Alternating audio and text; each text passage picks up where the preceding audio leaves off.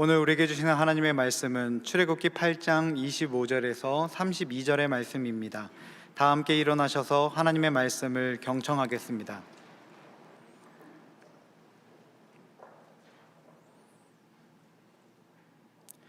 바로가 모세와 아론을 불러 이르되 너희는 가서 이 땅에서 너희 하나님께 제사를 드리라. 모세가 이르되 그리함은 부당하니이다.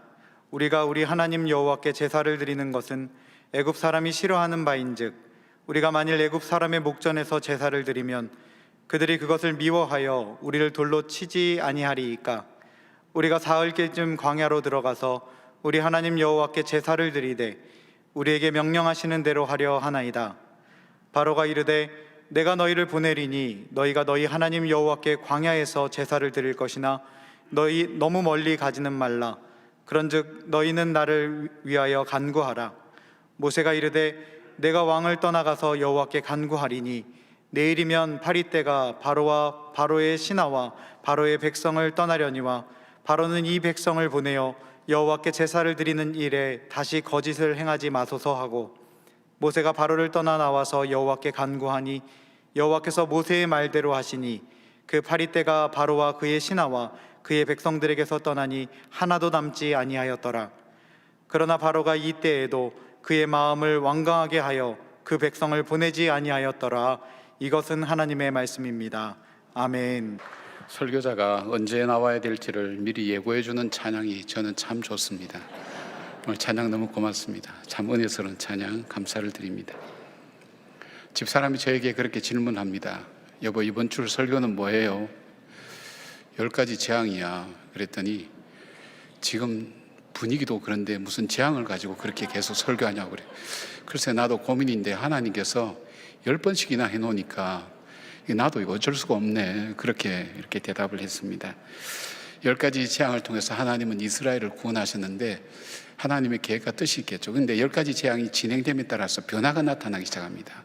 뭐냐면 모세와 아론의 믿음이 자라기 시작합니다. 여러분이 가만히 읽어보시면, 재앙 읽어보시면 모세가 여호와께 간구하며 기도가 시작되는 것을 보게 됩니다.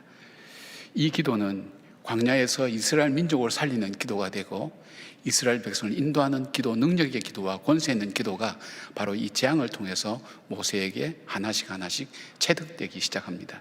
믿음이 자라게 됩니다. 이스라엘 백성은 무엇을 경험하게 될까요? 이 재앙이 거듭될수록 엘샤다이, 능력의 하나님은 알았지만 여호와 하나님은 그들은 잘 몰랐어요. 언약을 지키시는 하나님을 몰랐어요. 근데 저 바로가 거절할 때마다, 완강하게 거절할 때마다 정말 자기들 같으면 뒤로 자빠져서 정말 죽을 만한 그런 놀라운 일들이 일어났는데도 불구하고 거절하는 바로를 하나님은 그때도 포기치 않고 끝까지 계속해서 이 재앙을 통해서 바로를 치시면서 이 일을 이끌어 가시고 약속하신 대로 언약을 이루어 가시는 그 하나님을 이스라엘 백성들이 믿기 시작했어요. 여러분, 이 믿음이 있어야 출애굽을 할 수 있는 믿음이 생기는 겁니다. 그렇지 않으면 나갈 수가 없어요. 하나님은 언약을 반드시 지키시는 하나님이시구나. 그리고 하나님께서 말씀하신 것처럼 애굽 백성들도 하나님의 능력을 믿기 시작했어요. 자기들이 믿던 신들이 얼마나 헛된 것인가를 알고 난 다음에 이 재앙이 올 때마다 하나님 말씀을 믿고 그 재앙을 피해서 자기들도 재산상의 손해도 피하고 생명도 구하는 그런 이 예굽인들이 나타날 정도로 그런 변화들이 일어나게 되었습니다. 재앙이 재앙으로 끝나는 것이 아니라 그 재앙을 통해서 하나님께서 이 이스라엘 백성들을, 모세를 만들어 가시는 하나님의 손길을 보게 됩니다. 우리가 성경을 구속사적인 관점으로 볼 수 있거든요. 이 모든 것들이 우리를 구원하시기 위한 하나님의 과정으로 본다면 모세는 바로 예수 그리스도의 모형이 되고 바로는 사단의 유형이 됩니다. 그러니까 모세를 통해서 하나님의 마음을 우리는 알 수가 있습니다. 끝까지 거절당해도 포기하지 않고 끝까지 이스라엘 백성을 구원해내는 바로 그 하나님의 구원의 역사, 저와 여러분들을 위한 하나님께서 우리를 향한 구원의 역사를 포기치 않고 끝까지 하셨다는 것을 우리는 알게 되고, 바로를 통해서는 무엇을 합니까? 바로가 하나님께서 이스라엘 백성을 구원해내실 때 끝까지 미련을 갖고 붙들고 놓지 않았던 것을 통해서 사단은 우리 삶에서, 우리 신앙생활에서 무엇이 가장 중요한가, 무엇을 사단은 끝까지 포기하지 않는가를 통해서 영적인 지혜를 얻게 됩니다. 오늘 이 바로의 반응을 통해서 사단이 중요하게 생각하는 게 뭘까? 그것은 바로 우리 신앙생활에서 핵심과 마찬가지입니다. 그것을 우리가 찾아보면서 영적 지혜를 우리가 함께 얻기를 바랍니다. 자, 우리가 분별해야 될 영적 지혜가 무엇일까요? 첫 번째는 우리는 온전히 하나님의 백성 되었음을 기억해야 됩니다. 온전히. 바로는 파리 재앙 이후에 마음이 달라졌습니다. 네 번째 재앙이죠. 예수님께서 마귀를 바알세불이라고 하셨는데 바알세불의 뜻은 파리들의 왕이라는 뜻입니다. 파리의 신은 당시에 인간의 운명을 주관하는 신으로 믿었습니다. 그런데 그 파리의 신이 하나님의 심판 앞에 여지없이 무너지니까 바로의 마음이 바뀌면서 이스라엘 백성들에게 세 가지 제안을 합니다. 첫 번째가 뭐냐면 너희들 하나님 앞에 제사를 드려라. 이 땅에서 제사를 드려라. 조금 더 양보합니다. 나가도 괜찮다. 어느 정도까지 나가라. 그러나 멀리 가지는 마라. 내 영향권에서 벗어나지는 마라. 그렇게 얘기합니다. 그리고 또 하나 요청을 합니다. 뭐냐면 너희가 하나님께 예배드리는 것도 참 중요한데 나를 위해서 간구하라. 이 얘기는 나를 경배하라는 얘기입니다. 그러니까 바로도 같이 경배하라는 그런 의미의 타협안을 내놓습니다. 여러분, 이 완강했던 바로의 마음이 이만큼 달라진 것을 보면 바로 이 모세와 아론이 성공했다고 볼 수 있지만 모세와 이 아론은 하와처럼 속지 않았어요. 사단의 유혹 앞에 속지 않고 분명히 하나님의 계획과 뜻을 알고 있었어요. 하나님은 이스라엘 백성을 온전히 구원하시기를 원했지 그냥 일부만 구원하기를 원치 않았기 때문에 이 제안을 거절합니다. 그리고 쫓겨나옵니다. 하나님의 계획은 이스라엘 백성을 애굽에서 완전히 벗어나게 만드는 것이고 또한 이 백성들이 바로의 영향권에서 떠나서 하나님의 백성으로 하나님이 통치하시고 하나님께서 다스리는 백성이 되게 하는 그 목적이었습니다. 그래서 하나님만을 섬기고 하나님만을 예배하며 교제하는 것이 하나님의 계획이었는데 바로는 타협안을 제안하면서 하나님께서 명령하는 것을 수용하는 것처럼 속이고 있는 것을 보게 됩니다. 그걸 분별했던 것, 그것을 이 모세와 아론은 알고 있었던 겁니다. 우리도 마찬가지입니다. 하나님께서 우리를 구원하심이 일부만 구원하신 게 아니라 온전히 완전히 구원하셨습니다. 우리가 예수 그리스도를 믿고 주님의 자녀가 되었을 때 하나님께서 원하시는 삶이 뭐냐? 온전히 구원하신 하나님은 내 삶이 전체가 세상과 사단과 내 욕망의 통치를 받지 않고 온전히 하나님께서 주관하시는 삶이 되기를 원하셨고, 그리고 하나님과만 온전히 교제하기를 원하시고 하나님만을 예배하고 경배하기를 원하시는 것이 우리를 온전하게 구원하신 하나님의 뜻이라는 것을 우리가 아셔야 됩니다. 그래서 하나님께서 우리에게 요구하시는 가장 중요한 것, 핵심이 뭐냐면 거룩함입니다. 내가 거룩하니 너희도 거룩하라. 이 거룩함은 구별됨입니다. 세상 속에 살아가지만 세상과 구별되는 하나님의 백성답게 살아가는 것. 왜요? 그를 능력을 주셨으니까. 우리를 온전히 구원하셨으니까. 그를 능력을 주시고 하나님께서 그렇게 하신다고 약속하셨으니까 우리가 하나님의 백성답게 살아가는 것. 바로 그것을 하나님은 우리에게 원하시는 겁니다. 로마서 12장 2절에 이렇게 말씀합니다. 너희는 이 세대를 본받지 말라고 하십니다. 이 세상을 따라가지 말라고 말씀하십니다. 이 세상 속에 살지만 이 세상과 구별된 삶을 살기를 하나님 원하셨습니다. 그것이 바로 완전히 출애굽하도록 하신 하나님의 역사였고 계획이었던 것을 우리는 알아야 합니다. 바로가 멀리 가지 마라 하는 것은 예수를 믿되 합리적이고 이성적이며 인간적으로 이해할 수 있는 범위 안에서 믿으라는 것입니다. 이거 이해 못할 일이야. 이거는 못 묻겠어. 그것이 아니라 우리가 믿는 우리 머리의 한계 안에서 그 안에서 이성적으로 그렇게 상식적으로 믿으라는 그런 얘기입니다. 너무 광신적으로 믿지 말라는 것입니다. 새벽에도 나오고 밤에도 나가고 쉬지 말고 기도하라 그러는데 그게 가능한 얘기냐 이런 식으로 얘기하면서 광신적으로 믿지 마라. 그래 잘 쓰는 말이 있죠. 하나님 기가 먹은 하나님이 아니기 때문에 그렇게 안 부르짖어도 된다고. 하나님도 새벽잠 주무시는데 새벽부터 주여 주여 부르면 하나님 귀찮아서 참 기도 들어줄 것도 안 들어준다든지 그런 이야기들이 농담처럼 들려지만 사실은 우리 마음속에 있는 사단의 유혹 앞에 우리가 쉽게 노출되어 있고 허용하는 것과 마찬가지라는 것입니다. 또 자기를 위해서 간구하라는 것은 하나님을 섬기지만은 세상도 더불어서 같이 살아가는 것이 이 세상을 살아가는 지혜라고 생각하게끔 그렇게 만든다는 것입니다. 어떤 교회 권사님이 정초만 되면 토정비교를 보러 간다 그래요. 왜 토정비교를 보시냐고 권사님. 그러니까 아이고 하나님도 좋고 귀신도 그냥 편안하게 잘 들려면 그게 좋은 거 아니겠어요? 근데 여러분 놀라지 마십시오. 이 점치는 사람들의 점치러 오는 사람 상당수가 교인이라는 것을 이 점치는 사람들이 그렇게 얘기를 해요. 상당수가 교인이래요. 여러분 중에 혹시 찔리는 사람 없는지 모르겠어요.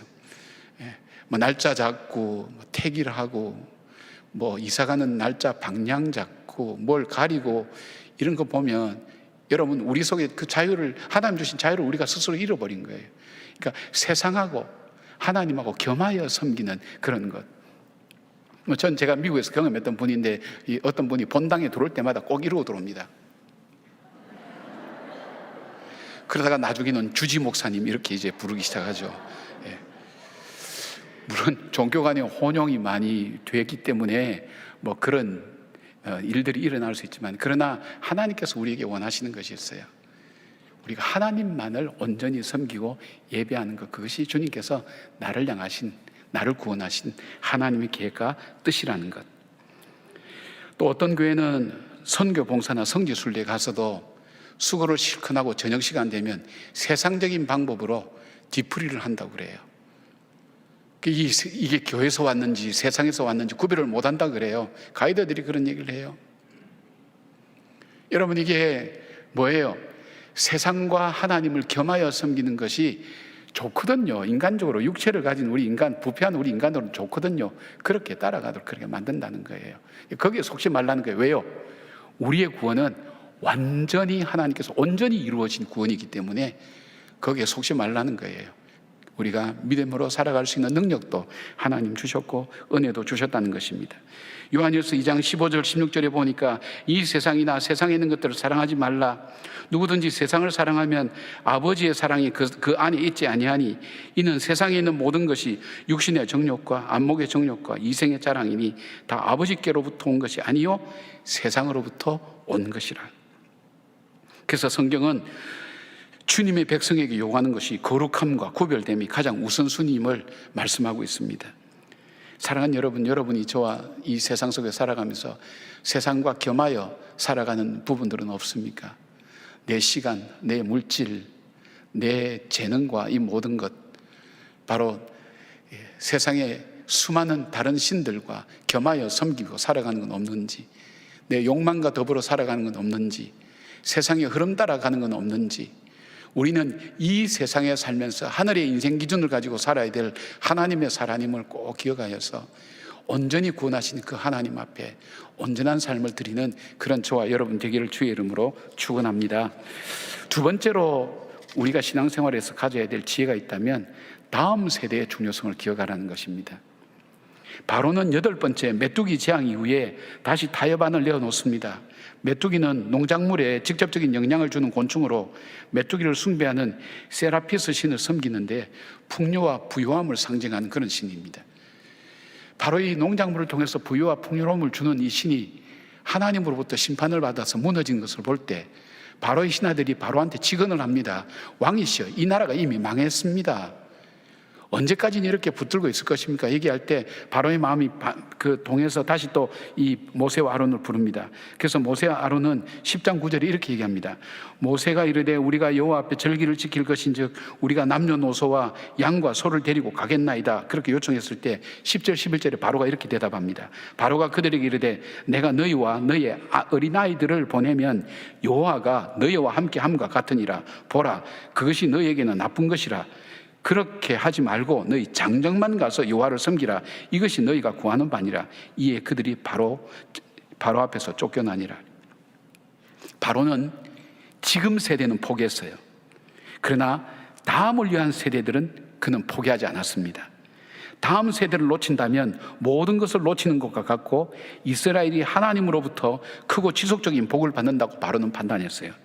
바로는 바로 판단한 겁니다. 사단은 바로 판단한 것입니다. 다음 세대를 잡는 것이야말로 이스라엘 백성을 붙잡아두는 가장 확실한 방법입니다. 왜냐하면 자녀를 두고 부모의 마음이, 부모의 삶이 온전히 떠날 수가 없습니다. 자녀를 가장 사랑하기 때문에 자녀가 있는 곳에 부모의 마음이 있습니다. 옛말에도 자식에게 이기는 부모가 없다고 하지 않습니까? 다른 것은 포기해도 자녀들을 포기하지 않는다는 거예요. 요즘 보고를 받아보면 젊은 세대들이 멀리 이사 갔다가도 우리 교회에 다시 나오기 시작합니다. 그 왜 그러냐 그래 물어봤더니 자녀 교육 때문에 그렇다는 거예요. 신앙 교육이 우리 교회가 나름대로 잘 되어 있고 자녀들 교육을 잘하기 때문에 그것 때문에 다른 데 나갈 수 없고 교회로 다시 돌아온다는 거예요. 그게 참 볼 때 젊은 부부들이 굉장히 참 귀한 거예요. 저들의 가치관이 굉장히 귀한 거예요. 우리가 거리적으로 멀고 힘들지만 그러나 우리가 더 중요한 것이 있다면 우리도 가정에서 자녀들을 교육시키지만 더 중요한 것은 이 아이들을 교회에서 신앙적으로 영적으로 훈련시킬 수 있도록 하는 것이 우리에겐 더 중요한 일이라고 판단하고 결정하는 것이 더 귀한 일이라는 거예요. 아름다운 얘기입니다. 아더 핑크 목사님은 바로의 이 대답을 이렇게 해석했습니다. 만일 내가 꼭 그렇게 해야만 한다면 그리스도인이 되라. 하나, 너희 식구들에게 종교를 강요하지 말고 그리고 특별히 그것으로 너희 자녀들을 졸라대지 말라. 그들은 그런 것들을 이해하기에는 아직 어리다. 지금은 그들이 행복하도록 그대로 두라. 그들이 자라면 진지하게 고려할 시간은 얼마든지 있다. 만일 내가 오늘 그들에게 영적인 것들을 조른다면 그들로 실정을 느끼게 하여 그들을 불신앙으로 끌고 갈 것이다. 그렇게 우리에게 생각을 갖게 하면서 사단은 우리로 하여금 다음 세대에 대해서 관심을 갖지 못하도록 심지어는 자기 자녀들에게까지도 이야기하지 못하도록 우리를 설득하고 유혹한다는 것입니다. 하나님께서는 우리 자녀들을 부모들과 가정에 위탁해 주셨습니다. 지혜자는 잠언 22장 6절에 마땅히 행할 길을 아이들에게 가르치라고 그렇게 말씀합니다. 여러분은 자녀들에게 마땅히 행할 것을 가르치고 계시다고 믿습니까? 상담을 해보면 많은 경우에 부모가 가르친 대로 살았다가 실패해서 아파하는 자녀들이 상당수가 있다는 것을 안다면 부모는 진심으로 위해서 해주지만 그러나 현실적으로는 자녀를 위하고 진짜 가르쳐 줄 것을 가르치지 않는다는 거예요. 우리가 정말 자녀들에게 마땅히 행할 것을 가르쳐 주는가? 한번 생각해 보셔야 돼요. 성경은 이렇게 말씀하세요. 마땅히 가르쳐야 될 것을 가르치라는 것. 그게 뭘까요? 우리 하나님이 나의 주인이 되고 나의 주인이 너의 주인이 되고 그 하나님 뜻 안에서 살아갈 때 시냇가의 신균 나무처럼 시절을 쫓아 과실을 맺고 복을 받고 형통한 삶을 살 수 있다는 걸 가르쳐 주셔야 됩니다. 하나님의 존재를 가르쳐 주고 하나님께서 어떻게 우리에게 행하셨는지 우리에게 베푸신 은혜가 뭔지를 그들에게 바로 가르쳐 줘야 된다는 것입니다. 유대인들이 수천 년 동안 나라가 없이 떠돌아다니다가도 회복될 수 있었던 것이 특히 그들의 정체성을 잃지 않았고 그것은 특별한 교육에 있었다고 그렇게 사람들이 얘기합니다. 유대인들은 전통적으로 토라 교육을 엄격하게 했습니다. 그들의 자녀가 5살이 되면 토라 교육을 시작합니다. 토라라고 하는 것은 구약 전체를 가리키기도 하지만 모세오경, 창세기, 출애굽기, 레위기, 민수기, 신명기 5권의 책을 말합니다. 여러분 이 5권의 책 중에 성경 맨 앞에 나온 5권의 책 중에 우리의 늪과 같은 성경책이 하나 있어요. 빠지면 못 나오는 책이 있어요. 거기서 항상 앞에까지는 줄이 쳐져 있다가 거기서 다 하얘지기 시작하는 책이 있어요. 매년 읽다가 거기서 빠져요. 그게 레위기입니다. 무슨 말인지 못 알아들어요. 그런데 이스라엘 사람들은 5살이 되면 토라를 가르치는데 제일 먼저 레위기부터 가르친다는 거예요. 왜냐하면 이 레위기는 우리가 누구며 어떤 백성이며 하나님은 어떤 분이라는 것과 그리고 구원받은 백성은 하나님의 백성은 어떻게 살아야 하는지 삶에 대한 것을 레위기서가 기록하고 있기 때문입니다. 그것을 제일 먼저 가르친다고 합니다. 에베소서 6장 4절에는 그렇게 말씀합니다. 주의 교훈과 훈계로 양육하라고 말씀합니다. 하나님의 계명을 담은 신명기 6장 4절부터 9절까지는 쉐마적 들으라. 이 말씀을 통해서 그들이 가나안 땅에 들어가서도 어디에서도 하나님 말씀 가르치기를 잊지 말라고 그렇게 얘기합니다. 이스라엘이 가나안 땅에 들어가서 이 계명을 가르치기를 게을리하게 되었을 때 혼란과 혼돈의 사사시대가 도래했음을 사사기 2장 10절은 이렇게 말씀합니다. 그 세대의 사람도 다 그 조상들에게 돌아갔고 그 후에 일어난 다른 세대는 여호와를 알지 못하며 여호와께서 이스라엘 위하여 행하신 일도 알지 못하였더라. 그래서 다음 세대가 다른 세대가 된 거예요. 다음 세대와 다른 세대는 다른 거예요. 여러분 자녀들이 다음 세대라고 생각하실 수 있지만 전혀 다른 세대가 될 수 있다는 것을 기억하셔야 됩니다. 사단이 다음 세대가 얼마나 중요한 것을 알았습니다. 그래서 다음 세대를 포기하지 않습니다. 사단은 포기하지 않습니다. 집착합니다. 미래를 지배하는 길은 바로 다음 세대를 붙잡는 것이라는 것을 사단은 너무나 잘 알고 있기 때문입니다. 사단이 바라본 이스라엘 백성의 축복은 다음 세대와 함께 하나님을 예배하는 것, 사단이 정말 보고 싶지 않은 장면인 그 얘기를 하는 겁니다. 이런 부모님들이 있어요. 우리 자녀들은 내가 신앙을 깨닫기 전에 이미 다 커버려서 머리가 커서 얘기해도 안 듣습니다. 그리고 아이들이 컸기 때문에 잘못 얘기하면 그 아이들이 빗나갈까봐, 오히려 교회에서 멀어질까봐 더 걱정돼서 얘기를 못하고 있습니다 하는 분 고민하고 있을 거예요. 그렇다면 여러분, 이제는 우리가 그 교육이, 말로서 가르치는 그 교육이 늦어졌다면 여러분의 삶을 통해서 그 자녀들에게 보여줘야 됩니다. 우리 엄마 아빠의 삶을 보니까 정말 하나님이 살아계신 것을 믿는 사람이야. 하나님이 모든 삶의 주관자인 것을 믿는 사람이라는 것을 삶을 통해서 보여주셔야 됩니다. 그리고 또 하나 있다면 생명을 바꾸는 기도를 하셔야 됩니다. 구원이 저절로 쉽게 이루어지지 않습니다. 믿음의 가정에서 그 분위기에서 자랐다고 해서 그 구원이 이루어지지 않습니다. 그래서 지금 교회를 떠난 사람이 얼마나 많습니까? 통계적으로 지금 얼마든지 나오고 있습니다. 생명을 건 부모의 기도가 있어야 돼요. 이것이 정말 내 삶에 소중하고 귀중하다, 영원히 내가 잊어버리지 말아야 될 영원한 가치를 갖고 있다면 여러분 자녀를 위해서 왜 생명을 건 기도를 안 하시는 거예요? 그냥 나이가 들면 저절로 알게 되겠지, 밥 먹을 때 한번 기도하는 것이 그 자녀를 위한 기도입니까? 그냥 잘되게 하시고 복되게 하시고, 그것이 아니라 그 자녀가 하나님을 바로 알고 하나님 앞에 바로 서서 걸어갈 수 있도록 여러분께서 하나님 앞에 매달려서 간절히 기도해야 돼요. 그렇게 하셔야 다음 세대가 있다는 것입니다. 다음 세대를 귀하게 여기고 다음 세대의 소중함을 아는 것, 그것이 바로 우리의 신앙 영적 생활에 있어서 중요한 거예요. 우리 자녀도 그렇지만 우리 교회 다음 세대를 귀하게 여기고 그들을 복되게 하는 것, 여러분이 비전 헌금하는 것도 마찬가지입니다. 그런 의미입니다. 다음 세대에게 많이 투자하는 겁니다.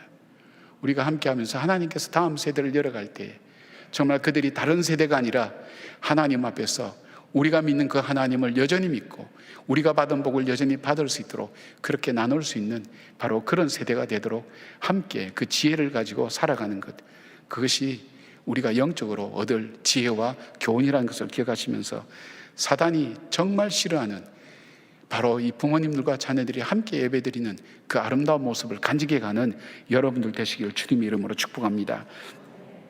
세 번째로 우리 신앙생활에 있어서 중요한 것은 하나님께 드리는 섬김의 중요성을 알아야 합니다.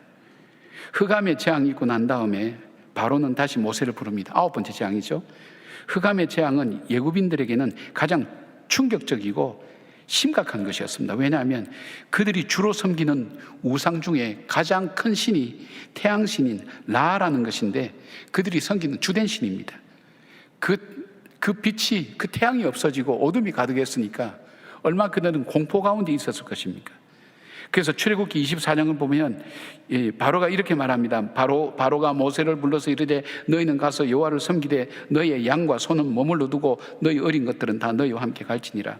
바로가 완전히 다 포기했습니다. 가라, 멀리 가라, 다 나가라, 뭐 어린아이까지 다 데리고 나가라. 근데 너희들이 두고 갈 것 있는 양과 소는 두고 가라는 얘기입니다. 다 포기한 것 같죠? 근데 양과 소를 두고 가라는 것은 얼씨구나 좋구나 나갈 수도 있는데 모세는 그렇게 해석하지 않았어요. 10장 25절부터 26절 가니까 모세가 이 양과 소에 대해서 이렇게 해석합니다. 모세가 이르되 왕이라도 우리 하나님 여호와께 드릴 제사와 번제물을 우리에게 주어야 하겠고 우리의 가축도 우리와 함께 가고 한 마리도 남길 수 없으니 이는 우리가 그 중에서 가져다가 우리 하나님 여호와를 섬길 것이며 또 우리가 거기에 이르기까지 어떤 것으로 여호와를 섬길지는 알지 못합니다. 단순히 당신 눈에는 양과 소로 보이지만은 단순한 양과 소가 아니라 하나님께 드릴 제물이라는 거예요. 보는 관점이.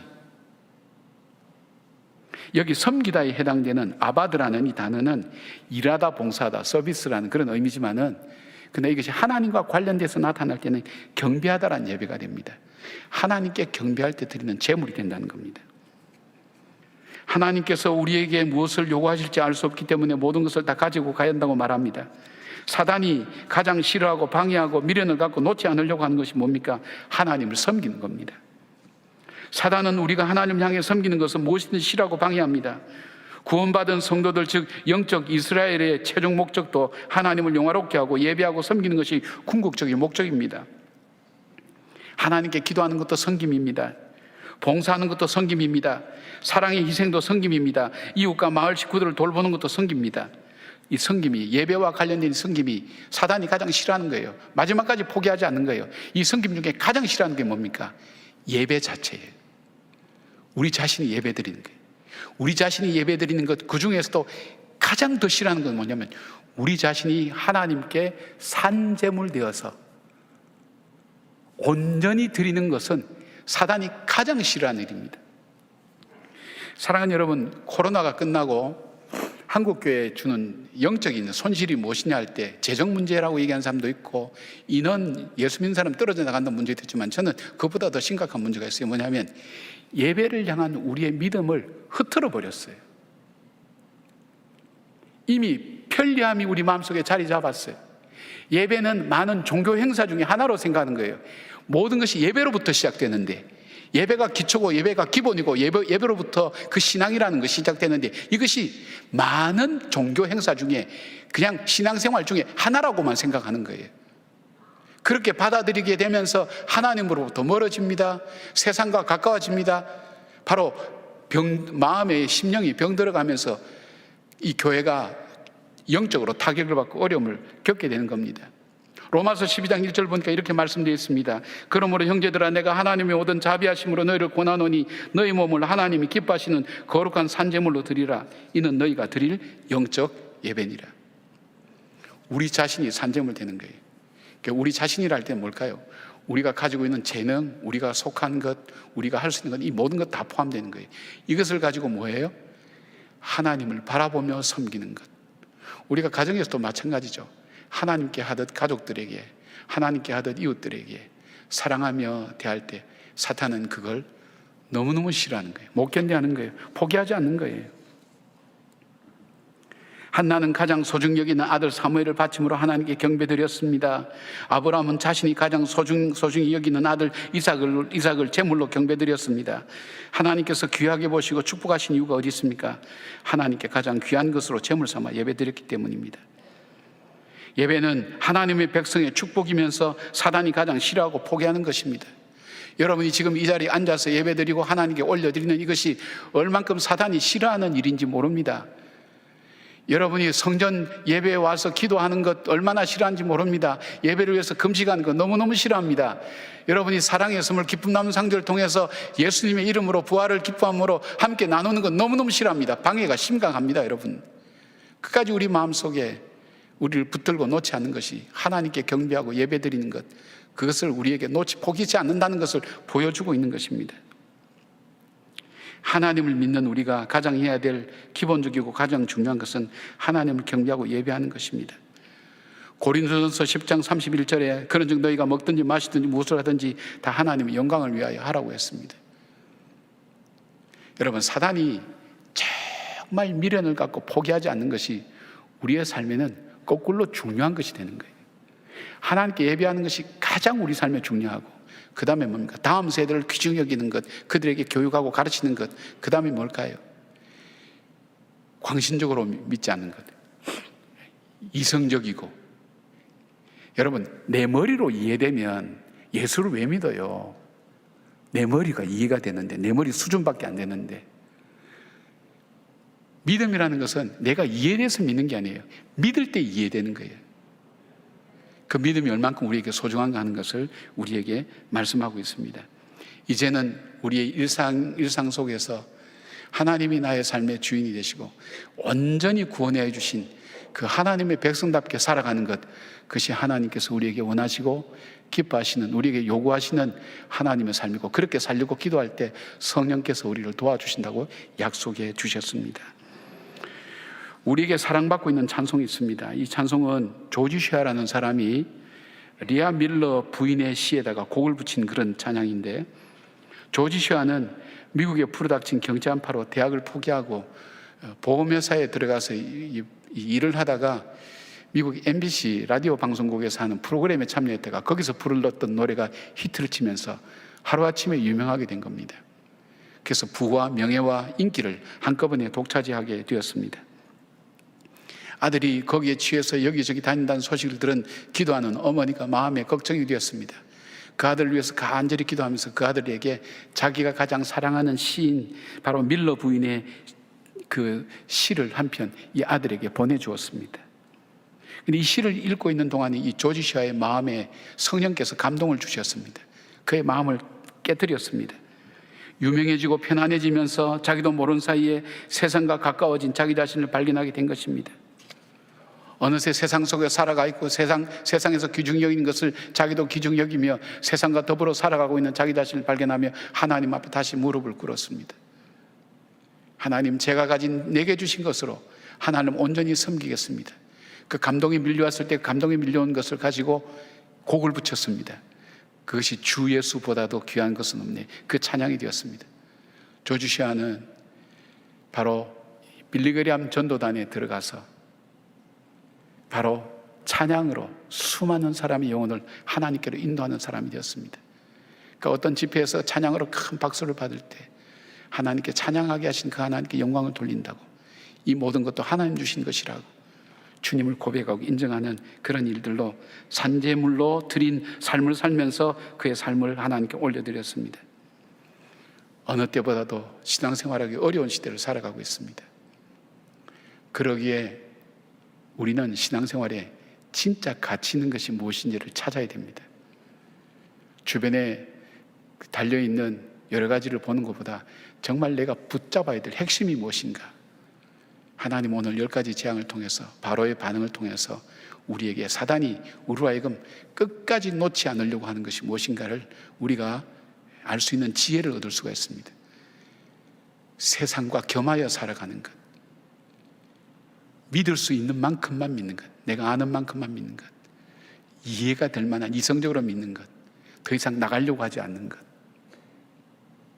그리고 다음 세대를 포기하는 것, 나만 잘 살면 된다고 생각하는 것, 다음 세대는 그냥 잘못 얘기해봐야 애들한테 돌아온 건 없고 관계만 상한다고 생각하기 때문에 말씀 안 하고 계시죠. 그러니까 생명을 바꾸는 기도를 시작하셔야 된다니까요. 그리고 무엇보다도 하나님께 예배하는 것, 이걸 너무너무 싫어한다는 것 여러분 알고 계셔야 됩니다. 그 예배 드릴 때 얼마나 힘들고 어려운가 영적인 저항감을 느껴보신 분들은 아실 겁니다. 하나님께 경배할 때, 내가 가진 재능을 가지고 섬길 때, 하나님 내게 주신 것으로 바로 주님의 이름을 위하여 주께 영광 돌릴 때, 그것이 우리가 해야 될 일상에 있어서 하나님의 사람으로 살아가는 삶의 모습인 것입니다. 주님이 오늘도 저와 여러분에게 요청하는 것이 있습니다. 거룩함입니다. 내가 거룩하니 너희도 거룩하라. 바로 이 세상과 구별되는 삶, 이 땅에 살지만 천국 시민의 인생 기준을 가지고 우리의 삶을, 세상을 보는 눈을 달리하고 세상을 살아가는 길을 달리하며 우리가 하나님을 향해 달려가는 믿음의 사람 되시기를 주님의 이름으로 축원합니다. 아멘. 기도하겠습니다. 아버지 고맙습니다. 정말 우리를 온전하게 구원해 주셔서 감사합니다.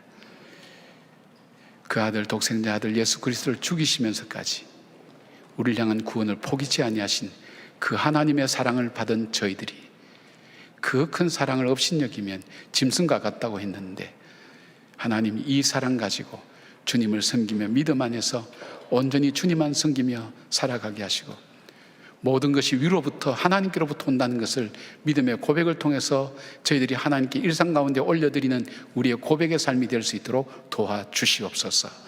주 예수보다도 더 귀한 것은 없네 하는 이 고백이 찬송이 아니라 나의 삶의 진정한 마음의 삶의 고백이 되게 하여 주시옵소서.